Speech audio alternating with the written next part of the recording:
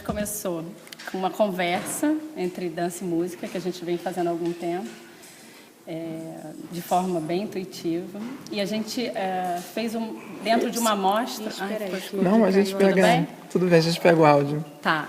Dentro de uma amostra que a Angel fez aqui, uma amostra que ela chamou alguns convidados, ela chamou eu e Tato para a gente fazer alguma coisa. E a gente, 3 dias antes, ficou pensando, o que a gente poderia fazer? Vamos elaborar essa conversa entre dança e música com o piano preparado. Isso foi quando? Isso foi em 2011. Foi junho de 2011. Uhum. Aí a gente fez... porque a gente também tem um piano em casa, que não é esse, é um outro. Aí o Tato preparou o piano e a gente tem um espaço em casa também e começou a experimentar. E antes disso, ali você estava pensando um pouquinho, tem a ver com a Angel, uma dança dos ossos, né? Uma dança conduzida pelos ossos, não pela musculatura. Como é que seria uma dança pelos ossos? E aí a gente chegou a uma dança pelos ossos? Então vamos deixar o piano no esqueleto também. No esqueleto, exatamente. Vamos tirar as tampas do piano, a gente deu até o nome provisório de O Resto é Silêncio, que é aquela frase que o Yorick fala para a caveira, né? No Hamlet. No Hamlet, que o Hamlet fala para a caveira do Yorick, né? Depois de tudo, o resto é silêncio. Então, surgiu aqui nesse espaço. Aí a gente fez uma estrutura que era bem abstrata e aí a gente achou que teve uma repercussão, foi interessante. Aí a gente falou, vamos fazer um projeto para a gente montar esse espetáculo, né? Aí a gente, vamos chamar alguém para dirigir, né? Para ter esse olhar de fora. Vamos chamar alguém de teatro. E vamos começar logo por cima. Por cima, se der certo. Aí o Tato já tem uma parceria longa com a Derbal, de fazer trilhas sonoras para os espetáculos. Aí a gente conversou com ele topou. De cara, independente até do projeto ganhar e tudo. Aí a gente conseguiu o FADA, né, o Fundo de Apoio à Dança, em 2011. E aí começou essa aventura com a Derbal, que foi delicioso. Ele se disponibilizou total, falou que agora ele queria ser coreógrafo. Agora é da dança. Agora eu sou da dança. Então a gente tirou um pouco tudo do lugar, né? Eu comecei a brincar de tocar piano, o Tato começou a brincar de se movimentar e o Aderbal começou a brincar de coreografar. A gente ficou trocando os papéis.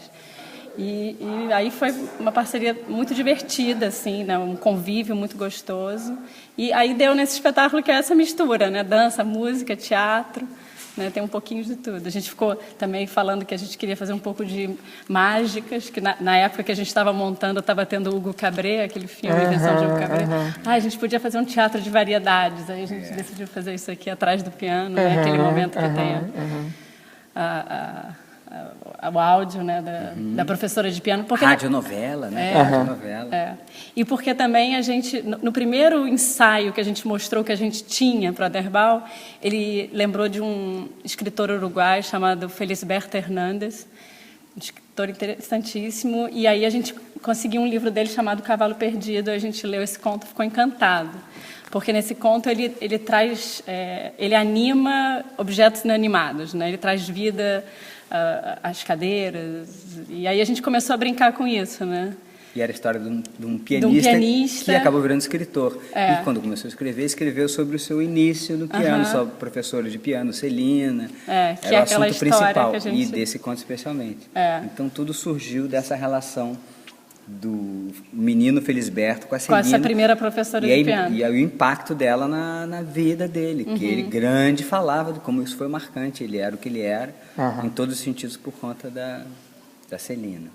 E aí esse espetáculo acabou dando 1000 frutos, assim. A gente foi aprofundando essa relação da conversa, né, entre dança e música em várias instâncias, e aí a gente montou um workshop que o Aderbal chamou a gente para fazer no Poeira, que a gente chamou de Pensamentos Cruzados, uma conversa entre dança e música, foi muito legal. A gente começou a brincar mesmo desses cruzamentos, trabalhar a partir da consciência corporal e da consciência auditiva, a paisagem sonora, né? Essa relação toda de escuta, né? Do corpo escutando. E tem dado, né? Bastante diálogo em casa. É um buraco sem fundo. É um buraco sem fundo. Quanto mais se cava, mais se vê que é ilimitado, porque quando se começa a comunicar o pensamento, né? A instância do pensamento, antes de virar música, antes de virar dança, aí não tem limite, né? Porque flui de um para o outro lado assim naturalmente. E é o que a gente tem experimentado. E esse fluxo que é a Caprichosa. Que é caprichosa. Caprichosa é uma palavra que surgiu... Porque no texto do Felisberto ela aparece, tem né? Um momento que ele fala... O caprichoso ar que vem do pensamento, né? A gente achou essa palavra caprichosa, assim, que ela combinava com o que a gente estava brincando. Eu também sou uma figura caprichosa no espetáculo, nunca deixo... começou a brincar com esse signo, né? Caprichosa. E agora a gente usa só caprichosa, e a gente acha que esse nome tem mais... acho que ele já fala bastante coisa sozinho, né? E é isso, né? De caprichosa. E em relação ao que você perguntou sobre o cruzamento entre música e vida e... Na verdade, o alimento, né? O alimento da arte é a vida, não só a vida pessoal, como o mundo, né? Os sons do mundo, as coisas que acontecem lá fora. Então, se você cria um tecido permeável onde o que está fora entra e começa a fazer parte do seu vocabulário, você está sintonizado. Quer dizer, talvez a ideia de contemporaneidade tenha a ver com isso. Então, é inevitável que, ao a gente montar um trabalho onde tinha essa ligação entre música e dança e esse jogo de um escritor às voltas com a lembrança, com os pesadelos da sua professora, aí entra uma brincadeira também que vai para muitos planos, nada é muito explícito, não é um jogo de casal, mas surge essa leitura também, né? Claro, porque um homem, uma mulher... Pra gente, apesar de em alguns momentos ter até cenas mais representativas, pra gente fala muito de intensidade, ritmo, dinâmica, a gente vê muito por aí. Energia, cor, algo mais no plano do abstrato do que concreto. As leituras concretas são inevitáveis, né? São inevitáveis. Um homem, uma mulher. Uma mulher, disputa. Mas na nossa dirigindo a nossa ação está uma instância mais abstrata do pensamento mesmo, fluindo para dança, para música, para dança, para música. E é onde a gente também consegue inflar mais esse trabalho também, indo por esse lugar. Tanto que sempre que a gente vai ensaiar, a gente começa por esse lugar, onde o Tato toca e eu danço. Eu escuto, danço, ele escuta. Eu vejo, escuto. Ou seja, isso é o nosso alimento mesmo. alimento.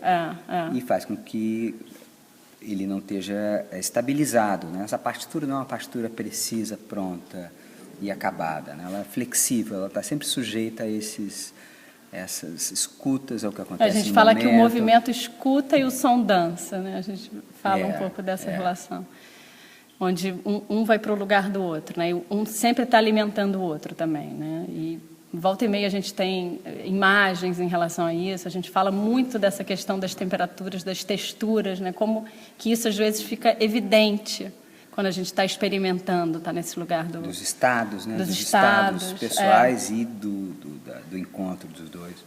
E que nunca é a mesma coisa. Nunca é a mesma coisa.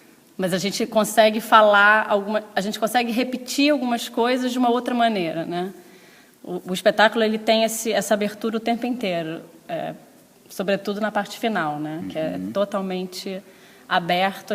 Cada vez mais a gente tenta não fixar nada, se disponibilizar mesmo para uma escuta, né, de corpo começar inteiro. Começar do zero. Começar do zero mesmo. E aí é a primeira vez que vocês estão voltando a apresentar aqui no Cacilda, o Caprichosa, que ele nasceu aqui, né? Ele nasceu aqui como um protótipo e agora voltou como peça. E qual é a sensação? Maravilhosa, né? Esse espaço é tão a impressão acolhedor. que eu tenho é que, apesar de no Poeira ter sido maravilhoso, foi uma temporada incrível, o teatro também é super aconchegante, mas eu tenho a sensação de que foi feito para aqui. Para esse lugar. Na verdade, ele é perfeito, né? Por alguma razão tinha que... Tem a coisa da madeira, do chão de madeira, que para a gente é super importante. Às vezes, as 2 vezes que a gente fez no linóleo, é diferente. Ele, não sei, a madeira parece que é uma continuidade do piano, né? Tem essa. Sim. E esse teatro tem essa coisa de madeira, né? Essa estrutura, esse teto. Então parece que o cenário foi feito para cá, né? É interessante. Então é isso. Obrigado, gente. Muito obrigado. Tá ótimo.